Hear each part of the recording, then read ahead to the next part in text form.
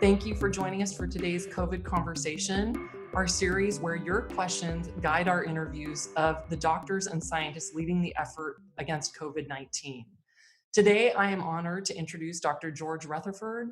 Dr. Rutherford leads the Division of Infectious Disease and Global Epidemiology at the University of California, San Francisco, also known as UCSF. He has served as a leader in public health and public service, both as the California State Epidemiologist and as advisor to the World Health Organization. Not surprisingly, given his expertise, he's also been playing an important role in the response to COVID-19. He is leading the training for California State contact tracing, and he also serves on the committee that advises the Public Health Department in San Francisco. So please join me in welcoming Dr. George Rutherford. Welcome, George. Thanks very much, Jennifer. Great to be here. All right, well, thank you again. And I wanted to start not with a question, but with a sincere thank you from both myself and the Exploratorium community. As I just mentioned, you've played a leading role in shaping policy in our city. And I think it's pretty clear at this point that the early shelter-in-place order in the San Francisco Bay Area likely saved thousands of lives. So thank you so much for everything you've already done for our community. Thank you very much. All credit goes to Mayor Breed and the boards of supervisors who actually had to take the political risk to do that. But Yeah, well, I think I appreciate what they did too. I mean, it's never just science. I mean, science and policy are so important in both these things, but thank you again for everything you've done. you're more And than I welcome. guess, then to jump into the questions, I think the thing that's really on everyone's mind right now is the idea of a second wave of COVID-19 infection. Sure. We've been home for 2 months. We know the virus is still out there, and yet, counties and states are opening up. Can you tell us about the science behind the second wave? What do we know from other viruses? What do we know from different epidemiologic models so that someone like you might say there's concern about a second wave? Sure. So the second wave is all based on influenza analogies from influenza A outbreaks as recently as 2009. And the one we all worry about is the one from 1918. There was actually just as big a one in 1887, but nobody really wrote very much down about that. So we're all focused on 1918. So in 1918, there was a large, modest to large outbreak, usually involving the U.S. military forces. It started in the continental United States and then was transmitted overseas with troop movements. And by the time of the armistice in November of 1918, people going back home, it spread all over the world. It was called the Spanish flu at the time because Spain was a non-combatant and had a neutral press and could actually report about it. Uh, So that was where the kind of the misnomer Spanish flu came from. okay. Typically, influenza outbreaks that start in the spring come back in the fall, and they come back bigger than they were in the spring. And whether that represents transmission through the summer or something else or environmental factors that keep influenza down, I think is one of the questions that we have sort of circulating right now. Understand that in the summertime, influenza goes to the southern hemisphere and circulates there in the southern winter, and then comes back in the sort of mid fall, October typically. So that's the model, all right, and that's what we've known from the 2009 swine flu pandemic, and we've also knew that from the 1918 Spanish flu or the H1N1 pandemic. So that's what we're worried about. That we'll have a small. Let me draw it your way.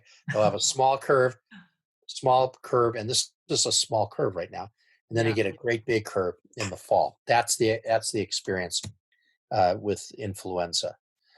So we've Right. never had a giant beta coronavirus outbreak before. We've had SARS in 2002, 2003, but that was largely transmitted in hospitals. The term nosocomial is what we use for that within hospitals, and also with the Middle East respiratory syndrome, which has not gone away. It still pops up from time to time, but that's really heavily transmitted in hospitals because those are diseases that cause pneumonia principally.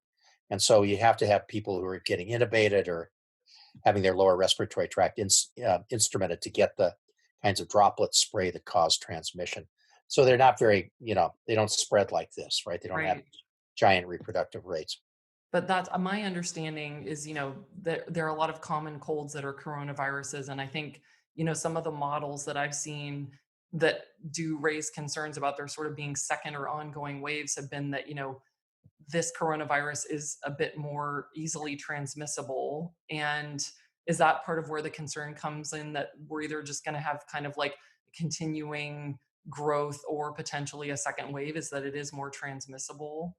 Well, it's certainly more. I mean, it appears to be more transmissible. Not that anybody really studies the alpha coronaviruses with any kind of, we don't have tremendous knowledge of the epidemiology of those.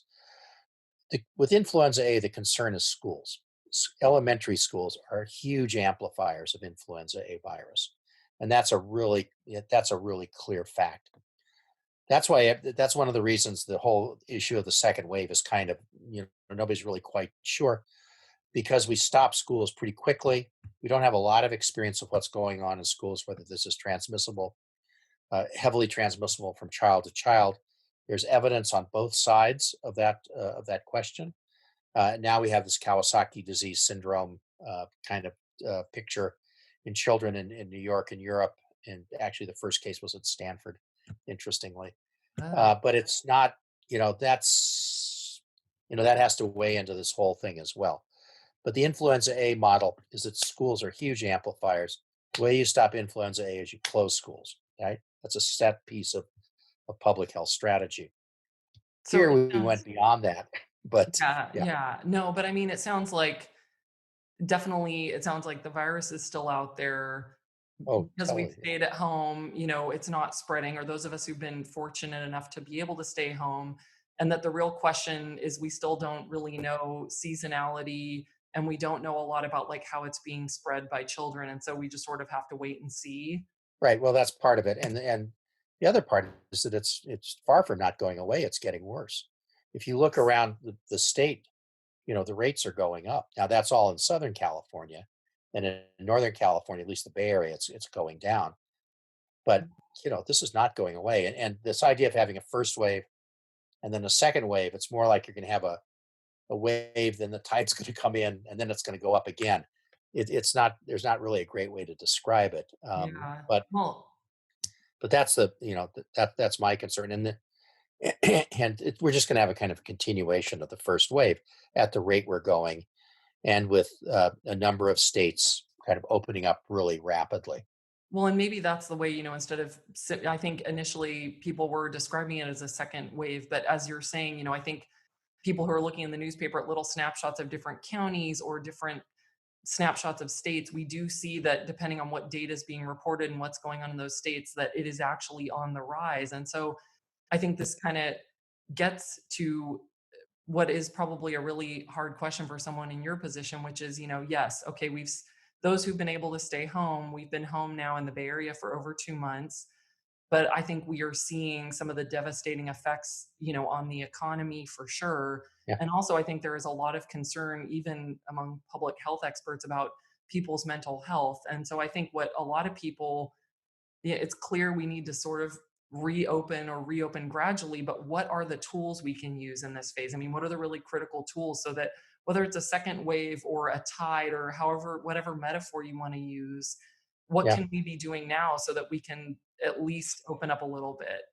sure. No, no, and we are opening up a little bit. I think we're going to continue to open up.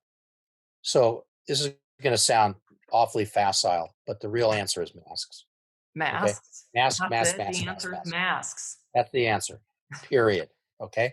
Okay. And you see people walking around not wearing masks because they're exercising, right? Walking a dog with legs that are about that long.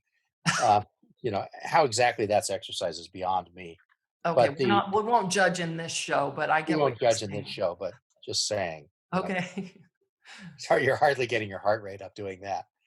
Um, I mean, yeah, it's hard to run marathons with a mask on. I'll completely give you that. We really got to wrap our heads around wearing masks, Okay. and And uh, why? What's the evidence? the evidence is actually quite compelling from a number of different places, everything from laboratory experiments and simulations into observing differences between states that have masks and no mask provisions. There are currently 14 states in the United States that require the wearing of masks. And I think we'll start to see some separation in rates between those that require masks and those that haven't. Just Oh, wow. recommend them.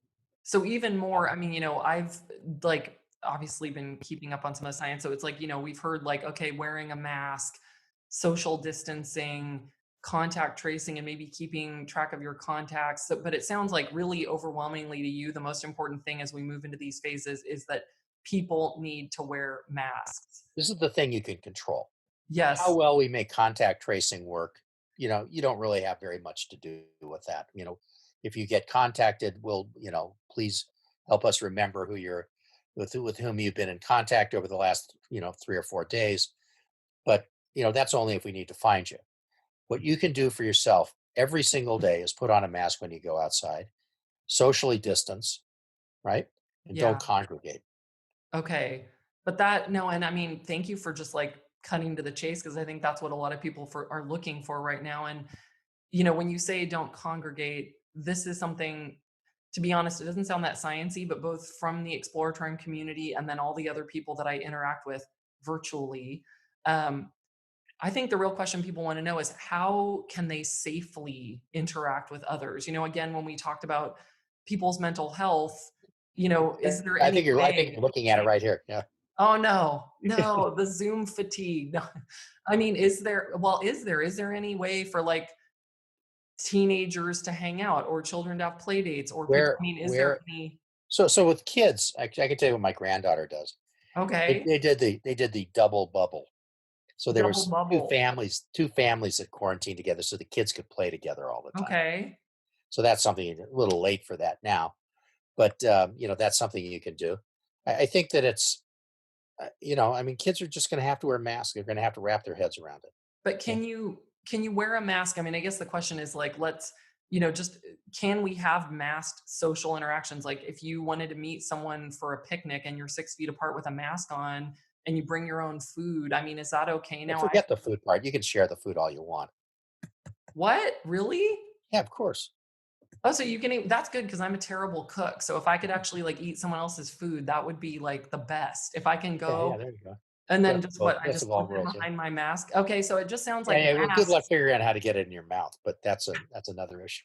Okay, but I mean, that's actually sort of reassuring because I do think a lot of people, who are trying to be extremely observant of the Yeah, rules are not interacting, and it sounds like if you kept 6 feet and wore a mask, it's okay? you're golden. This is Oh, a respiratory virus. Okay, respiratory virus. You get it from people breathing, coughing, sneezing, singing, no talking singing. on you, and you inhale their effluvia.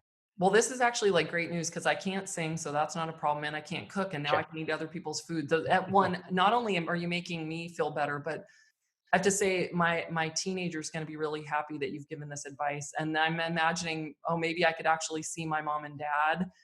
But, I think a lot of this then eventually still gets back to, I'm picturing we're wearing a mask, we're 6 feet apart. Okay, great, I can't eat their food, but it slowly gets us back again to, like, immunity being the key, that Yeah, until there is immunity, we're just gonna have these bizarre scenarios. And so, I think that's the other really big subject I wanted to talk about with you today, which is, until there is a vaccine, yeah, the virus is around. Is there any chance that our population could become immune? What can you tell us about herd immunity? I can tell you a lot about herd immunity, but the bottom line answer is no. Herd immunity is a phenomenon that occurs when there's actually a mathematical formula for it. This is a science show, so I can say what it is. Yeah, There's a concept called the basic reproductive number, which is the number of people each person infects on average. So a basic reproductive number of four means that I infect four people, each of them infect four more people, each of them infect four more people. So you go 1, 4, 16, 64, whatever it is, 256, and on. exponential growth. Yeah, except it's to the fourth power. Oh, Okay, so wow. um, right, so that's what we're talking about here. That's what a reproductive rate of four means, and that's about what this is. Might be five, might be three, but it's, at different times it behaves differently. Okay. Okay. That's the at baseline, like Wuhan, early January. Okay. Nobody recognized it. All controls off.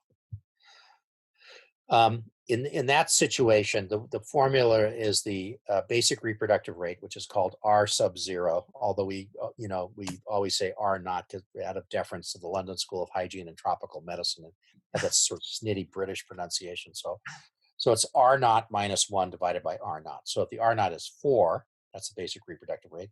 It's 4 minus 1 divided by 4, so it's 75%. That's the where herd immunity occurs. It has to be around 75%. Okay, and And where that if it's 4, if it's so 3, it's 3 minus 2 divided by 3, it's 67%.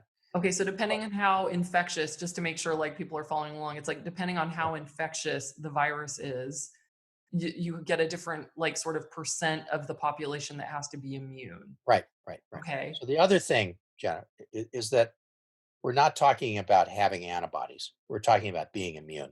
Those are two completely different Yes. things. You Yes. have to have antibodies to be immune, but not everybody with antibodies is immune. Right. So You having don't have antibodies doesn't mean you're immune. right. It doesn't. You don't necessarily have the right kinds of antibodies, Right. and by not necessarily, I mean mostly you don't have the right kinds of antibodies, which is the bad news. The good Right. news is that we're going to have a vaccine by Christmas, according to the president. So Well, okay, let's leave that aside for a second. But I mean, I think what you're starting to get into is okay, so herd immunity, we need at 75%, immune, right?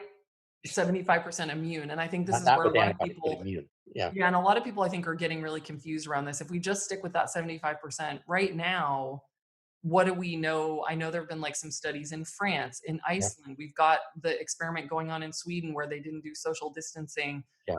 From the little snapshots that we're getting, we even did, there's been a study UCSF has led in the Mission District in San Francisco and then in the town of Bolinas in Marin County.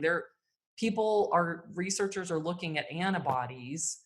Mhm. I understand you're saying we don't know whether that means immunity, but what do we know at all about how much of the population even has antibodies when there has been widespread transmission? 1%. So even in places Northern like California, Wuhan, 1%. Yeah. Wuhan, maybe 2%, okay, so even in a maybe place 2.5%. okay, and then in New York, what have they Yeah, found? well, I don't know. I haven't seen a good study from New Yeah, York. They're quoting it sort of 13 to 14%, which I think is probably a little high. right, and so Um, yeah. Even in northern Italy, it's only 4%. So where it was, like, totally devastating to the Yeah, population, they're yeah, still only yeah. 4% with antibodies. We don't even know if they're immune or not. You're saying only 4% have antibodies. Correct. Okay, so, I mean, I think that then sort of paints the This is this picture is why this is why herd immunity is a you know is a non-starter. non-starter. Yeah. Well, I mean, because that's I think really to paint it, because I do think there are people when there is a lot of fear, not only that there won't be a vaccine, but that they'll rush the vaccine, that the vaccine might not be safe. I mean, that's obviously a huge Yeah. cause of Yeah. concern. If we leave that aside and we just so I think there are people who want to think there could be herd immunity, but what kind of loss of life would there be if we got to herd immunity? Probably tens of thousands in the Bay Area. Tens of thousands just in the Bay Area, and what about like the US? Multiply. We have 2% of the population of the country, so multiply by Yeah. 50. So I mean, I guess basically the bottom line is like we want a safe, well-regulated vaccine. We want good Yes. therapeutics because herd immunity basically means that those who are vulnerable, and with COVID-19, it also probably means those who have health disparities would just be devastated if we Yeah, did and the people who have are on that. the front lines, so, the essential workers you know, who Yeah. are, who need to get out and make a living every day. They All can't right. sit Well, back so and telecommute. it sounds like, I mean, that basically, like, I like your just candid, and I mean, what about Sweden? Is it the same thing in Sweden where people are like, look at Sweden. They never went into lockdown. Are Yeah, they right. Good for having them. what? Yeah, good for them. Sweden's not a very densely populated country. They have a very low prevalence of obesity. They have a lot of good things going from. They have a sophisticated, large medical system. Right. Their mortality rate is probably 8 times higher than that of Norway right now. Wow. So it's not. This is not a great experiment. And plus their economy's beaten down too because everybody else's economy's beaten down. Right. So No, it but I mean, hasn't exactly. I mean, they paid for that. I mean, it's death is the direct trade-off for all this stuff. That's a pretty blunt and direct way of putting it. Death is a threat, but I mean, I think even just your straightforward answers, right? I mean, it's like, okay, there's gonna be rolling waves, wear a mask, you can see people with a mask on, herd immunity is not really an option. I mean, that seems like kind Yeah, of the upshot, right? yeah, yeah, yeah. So it Now, you don't have to wait for a vaccine. We get some great drug that we can use to treat people who are very early in infection and eliminate mortality that way. If we can give it to people prophylactically, like we do, when you go overseas, you have to take malaria right, prophylaxis, right? right, Or or pre-exposure prophylaxis for HIV infection. We have those technologies. right. If there's a drug that would work for that, this becomes a different series of equations, and the calculus changes. No, But in and the absence of that, yeah, you're holding on, trying to use 1930s style public health interventions of contact tracing, isolation, quarantine, wearing masks, and all the advice we give you. yeah. We're holding on until we get a vaccine. And this is not meant to make it go away. It's meant to tread water. No, and I think, I guess that's why I deeply appreciate you advocating even with these 19 even if they're 1930s approaches, things like masks are working, social distancing is working, and I think the way that I keep trying to explain it to my kids or everyone else is we're giving science time to catch up. I mean, not that the scientists were behind, but, it takes a long time to find these drugs. It takes Yeah. time to make a vaccine, and in the meantime, we all can do our part implementing, wearing our masks and doing what we need to do no matter how hard it is. And wear your mask. Yeah, well, okay, so that gets to, you know, that was sort of my last serious question. And I think now I wanted to do something. So I watch the UCSF Medical School grand rounds every week, which, so for those of you who love to spend an hour and a half learning the latest COVID-19 science and medicine, I strongly advise watching it on YouTube. But one of my favorite segments was the host of the grand rounds, Dr. Bob Wachter, kind of doing this lightning round with you where he gave you some kind of everyday scenarios that we're all honestly grappling with right now, and you just sort of gave a quick answer based on your knowledge of COVID-19. Would you be willing to do that with me? Of course. All right. Okay. My first question: seeing friends or family over 60. Well, I think as long as you have a mask on and maintain social distancing, it's a doable thing. All right. Okay. My mom is going to love that answer. So thank you for that. People in your house, right? Like having a friend over, having the plumber come in, having the house painted. Would you keep people out of your house for now? What are your thoughts on someone in your home? I think it's fine as long as you maintain social distance and they have masks. I wouldn't bring. I would. This is not the time to remodel the kitchen. Okay, Oh, this well, is that's if you have raw sewage flowing around on the bathroom floor, yeah, get the plumber in. The refrigerator's broken, yeah, get somebody in. right. The heater's gone out, especially in San Francisco in the Yeah, summertime. My God, get that fixed. You know, but it's those sorts of things. It's not. I mean, although we have restarted construction, right. it's not. I don't think we're quite there yet to start doing the fine veneers on the new kitchen cabinets. Okay, well, I'll hold off on that. So Yeah. working in a museum, I was planning on using all my extra money to remodel my kitchen. So I'm glad I can wait No on that. marble this time, okay? Okay, I'll try to hold off. But I think you're saying maybe be judicious and use some serious judgment in having someone in your home. Yeah. Here's something that's really on Well, no, people's and I mind. mean, you just have to not be in their face, right? Right. No, no, no. Yeah. Wear masks. Got the Yeah. getting the mask thing loud and clear. And I think, this again doesn't seem as serious as some of the things people are facing, but there are a lot of questions people have about hair, braiding, cutting, coloring. Would you go get a haircut right now, or would you wait and just keep going with It, whatever you well, have to do? it's against the rules. Let me put Okay, it that against way. the rules. That's all you have to say. That's all I'm saying. So I would not do it yet. Okay. I think we have to. I mean, it's as much a risk to the barbers as it is to you as a customer. And I'm thinking of my haircuts, right? Not. And it's yeah, you see a lot of gray roots out there. That's for sure. Well, that's But okay. But I mean, I think just that's sit yes. tight. Just wait a little while longer, and it'll Yeah. be then you go do all this stuff again. But we just have to make sure that we're not having a rebound from the sort of things we're doing. We're kind of opening up right now. Well, and I think your point is it's not obviously, hopefully everyone's thinking this way, but it's not about you. It's also about the person providing the service. And Yeah. no, no, no. I think that's a good. Okay, so along this is another thing that I think people are thinking about a lot right now with things opening up a little bit and summer coming. What are your thoughts on travel? Like both, from a health perspective or even morally, is it okay to go from a highly dense area like San Francisco to somewhere else? Should we go on planes? Like, what are you thinking about travel right now? I think I'd sit tight for a while. I mean, I think you want to get in the car and drive to Santa Cruz or something. Or I mean, I don't mean to pick on Santa Cruz, Yeah, but don't say Santa somewhere. Cruz. They give citations. So anyway, Good. Yeah, by all means, go to Santa Cruz then. Um, I think you can go around, travel around the region. I think that's fine. But I would drive, and I would not. I'd be very hesitant to put the whole family on the plane and go somewhere. Although my youngest daughter came home from Charlottesville, Virginia, for a few weeks. This week I sent her over to Kaiser to get a test. And for the first morning, yeah. luckily negative. Oh, good. And so, I mean, I think there are ways that you as an individual can travel. It's when you start Right. getting, and the other thing is Hawaii, just to mention this. Yeah. Hawaii's you have to go through quarantine for 2 weeks at your own expense. Right? So, Well, I mean, I guess it would depend on where they're I could quarantine, but no, no, no. I hear what you're saying. I mean, that's kind of from what I've been reading and thinking. It sounds like maybe you can do some regional trips, but definitely no airports or flying unless yeah, it's like to see someone who's very ill or it should be very judicious. yeah, yeah, yeah. I think that's fair. And when you get on the airplane, this is an important thing.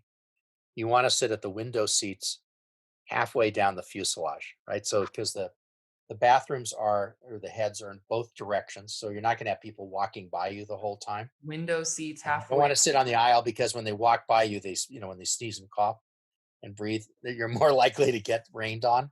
So Okay. All right. Well, no, I mean, this is the kind of thing I think people get like 34A is looking pretty damn good all of a sudden, huh? 34A, halfway through the fuselage next to the window. Okay, I'm glad that this is being recorded so that I can remember all these tips. But, I mean, I think especially in the Bay Area, there's not a lot of other options yet. But I mean, when we see, would you go to a restaurant if people are masked and the tables are far apart?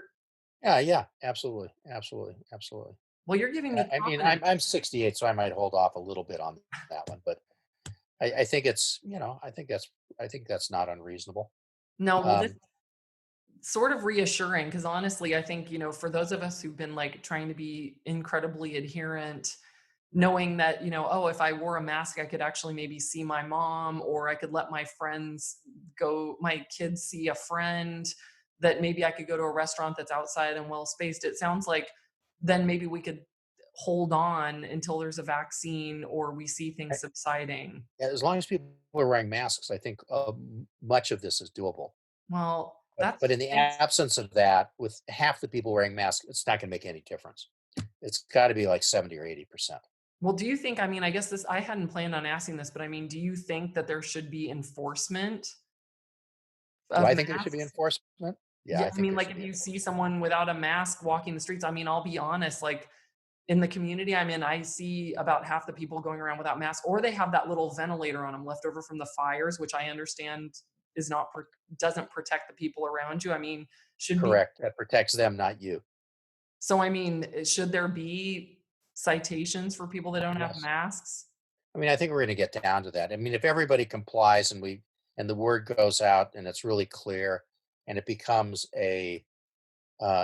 mandatory rather than discretionary, Yeah. I think that what will follow on that is you call the 1-800 no mask line and you return them in or whatever. I don't know. The exhaust phone number for the DMV, but no, Yeah, exactly. Yeah. well, I don't okay, I know that you, like, have a lot of things you're doing. If you're running contact tracing and advising the public health department, and so I just wanted to say thank you again. I mean, even just these little exchanges, I think not only that you know all the research, I mean, I've seen your talks where you're going over, like, the different models and the curves and things about sero testing. I mean, you clearly know the science, but your ability to also translate that into things that our public health department can use, or even with me, like for our audience right now, for the exploratorium community to hear what they really can do It's and a not. sophisticated audience. You can put out formulas and stuff. Well, thank you. We like to think that they're a sophisticated audience, but hey, audience, if you don't feel sophisticated, that's okay. There's so much information. None of us are feeling very sophisticated, but our community really appreciates you and the time that you took today to like not only kind of just give some straight answers, but some practical advice for how to get through this rolling the waves time that we're in. So Yeah, thank you yeah. so much, Dr. You're Rutherford. welcome. It's an absolute pleasure, and I love the Exploratorium. Ah, You took my 6 kids there interminably. you It have was great. 6 kids? Yeah, I never got the family membership. I got screwed on that, but Oh, I'm anyway. sorry. Well, okay, guess what? I want to borrow that ball that makes your head stand on end. I can have lots of fun with that, leave it around the house and have people touch it by mistake. Okay, well, I promise you an Exploratorium membership, and then when we reopen, I will come give you my own personalized special tour of the life sciences because like now I'm your like number one fan. So you're gonna get the VIP tour. Very cool. I look forward to it. Thank you so All much. right. Thank you so much, Dr. You bet. Rutherford.